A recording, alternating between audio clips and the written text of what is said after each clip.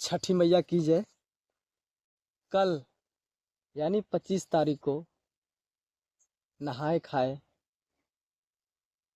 उसके अगले दिन 26 तारीख को खरना रहेगा। मतलब व्रत, महिलाएं जितने भी व्रत करेंगी वो भूखे रहेंगी, खरना करेंगी। उसके अगले दिन 27 तारीख को डूबते हुए सूरज को अर्घ दिया जाएगा। उसके अगले दिन यानी 28 तारीख को उगते हुए सूरज को अर्घ दिया जाएगा। तो हमारा बिहार का महा छठ पर्व कल से शुरू हो जाएगा। तो हम बात करते हैं इस आम की लकड़ी का प्रसाद बनाने के लिए। इस आम के लकड़ी का ही इस्तेमाल होता है। आखिर इसका क्या वजह है? कुछ तो महत्व होगा इसका, जो हमारे घर में आम की लकड़ी से ही प्रसाद बनाया जाता है छठ पूजा के लिए। सनातन धर्म में आम के लकड़ी को पवित्रता, उर्वरता और देवत्व का प्रतीक माना जाता है। आम के लकड़ी से ही हवन यज्ञ शुद्ध होता है, ऐसी हमारी शास्त्रों में वर्णन है।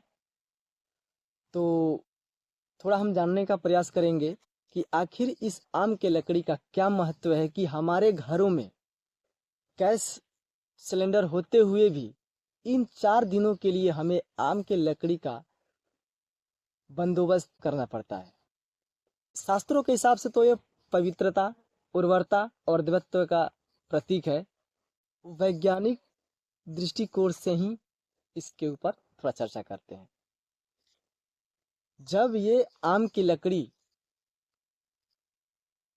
जलता है तो इसके जलने पर इसमें से फॉर्मिक एल्डिहाइड नामक एक गैस निकलता है जो हमारे वातावरण को शुद्ध करता है। कुल मिला के यह आम की लकड़ी न सिर्फ शास्त्रों के अनुसार बल्कि विज्ञान के अनुसार भी यह लकड़ी हमारे मनुष्य जीवन के लिए फलदायी और लाभदायक है। शायद इसीलिए हमारे सनातन में इन लकड़ियों का इतना महत्व बताया गया है। सनातन में, हिंदू माने सनातन धर्म में जो कुछ भी पूजा पाठ, रीति रिवाज, तौर तरीके अनुसरण करने के लिए हमें बताया गया है, तो कहीं ना कहीं वो व्रत, त्योहार, तौर तरीके, रीति रिवाज मनुष्य जीवन के लिए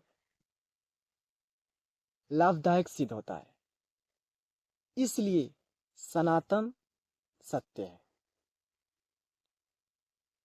इसमें कुछ बात यह है कि जिस तरह एक अच्छे इंसान के छवि को धूमिल करने के लिए नेगेटिव लोग होते हैं, कि अच्छे विचार के लोगों को नीचा दिखाने के लिए, अच्छे इंसान के छवि को धूमिल करने के लिए कुछ षड्यंत्र रच देते हैं ताकि वह बदनाम हो जाए समाज में। ठीक उसी प्रकार सनातन धर्म को भी बदनाम करने के लिए, इसकी छवि धूमिल करने के लिए आज से नहीं, लगभग मुगल काल से ही षड्यंत्र रचा जा रहा है कि सनातन पाखंड है, इसमें बहुत ज़्यादा पाखंड है या अंधविश्वास है। तो मैं बताना चाहूँगा कि सनातन पाखंड नहीं है। इसमें षड्यंत्र के तहत कुछ चीज़ें बनावटी करके डाल दिया गया है और सनातन से जोड़ दिया गया है, और यह कह के लोगों को भ्रमित कर दिया गया है कि सनातन पाखंड है। हालांकि अगर हम देखें सही मायने में तो जो चीजें गलत हैं उनको सनातन से अलग कर दें, और जो सत्य है